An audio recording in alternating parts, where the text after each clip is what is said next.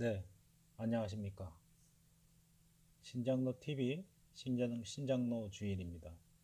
영업용과 나라시에 대해서 여러분들은 어떻게 생각하고 계신지 모르겠습니다. 당연히 택시에 종사하고 계신 분들은 저랑 같은 생각일 거라고 생각이 듭니다. 나라시 서비스를 중단을 했어요. 왜 그런 것일까? 국토부 문건이 걸려서 그토록 움직이지 않던 나라시 기업이 갑자기 그 서비스를 중단하겠다.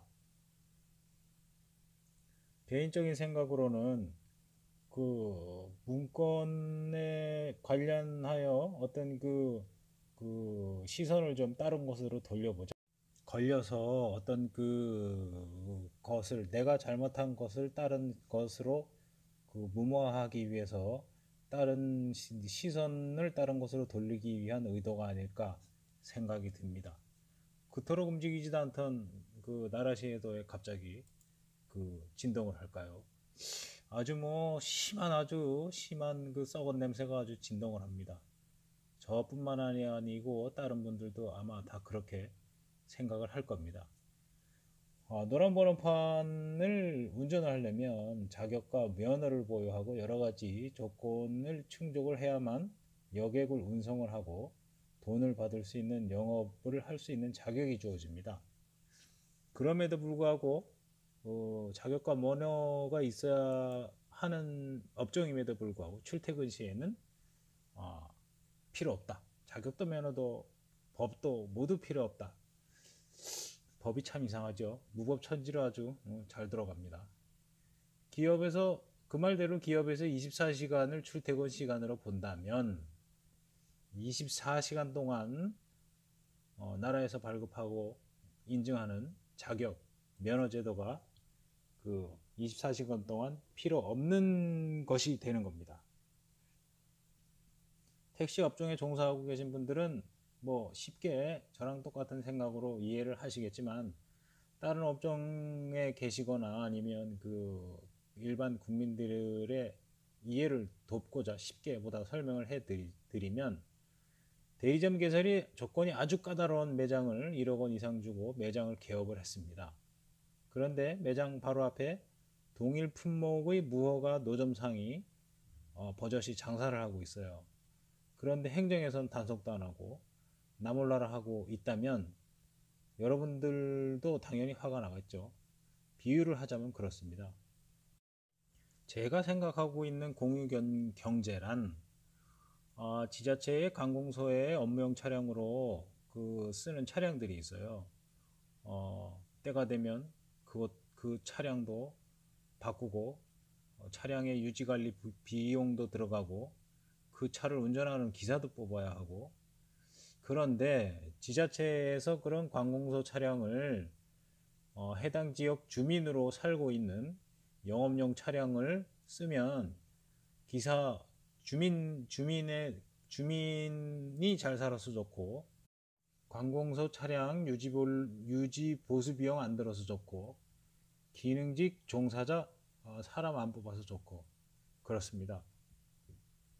만약 그 나라시를 허용을 꼭 해야 되겠다면 택시와 똑같은 동일 조건으로 여러 가지 규제로 또 동일 조건으로 해야 된다고 봅니다.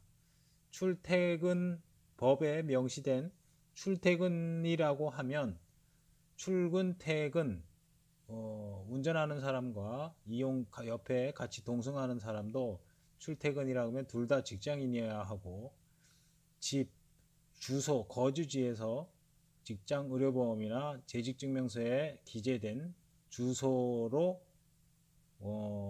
명시된 그 직장의 주소로만 코스로 운행을 할 수 있는 것이야말로 진짜 자가용 함께 타기 운동의 카풀이라고 볼 수가 있습니다.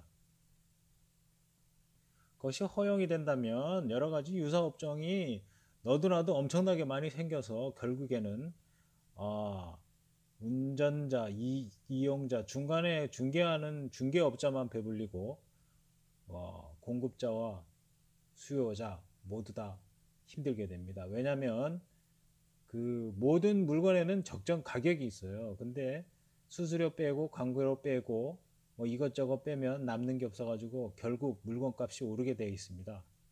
네, 물건값이 오르게 되어 있어요. 결국에는.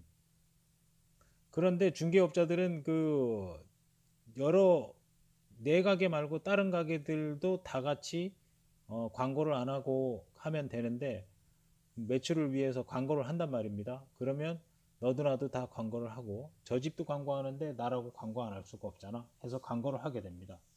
그러면 물건을 만들어서 파는 사람들은 수수료 빼고 광고료 빼고 그거를 예를 들어 5천 원에 팔던 걸 광고료 빼고 수수료 빼고 남는 게 없으면 물건값이 올라가게 돼 있어요.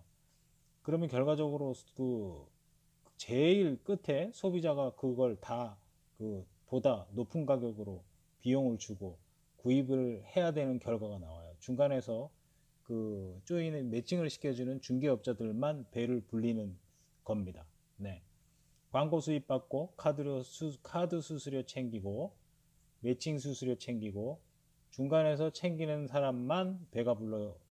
제가 생각하건대 택시의 승객들이 가장 원하는 것은 뭐냐면 회식이나 지인들이나 만나서 집에는 가고 싶은데 그 정부의 싸구려 요금 정책으로 잘못된 것을 기사들이 지금 승차 거부를 하게끔 만들고 있어요. 그게 잘못된 거죠.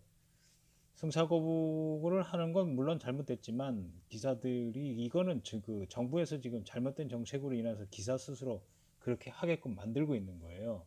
네. 택시의 승객들은 내가 웃돈을 조금 더 주더라도 필요할 때 빨리 찾아서 빨리 잡아서 집에 가고 싶으면 가장 좋아요. 그렇게 생각하는 겁니다. 그런데 현행 법규상 웃돈을 받으면 불법으로 걸려요. 법으로 못하게 하는 거죠. 그러니까. 그러면 기사는 어떻게 되겠어? 그, 다문이라도 보다 더 좋은 돈이 많이 나오는 노선을 좋아하겠죠. 왜? 가족들 먹여 살려야 되니까. 그래서 택시는 이 나라시 기업에서 택시를 가지고 수익을 내려고 여러 가지를 생각을 해봤는데 택시는 요금 조정도 자기들이 마음대로 못하고 그렇다 보니까 자가용들은 자기네 마음대로 요금을 정하고 수수료 정하고 지네 마음대로 요금을 주물 수가 있단 말입니다. 그러니까 자가용을 투입하려고 그렇게 난리 부르스를 치는 겁니다. 이해가 되시는지 모르겠습니다.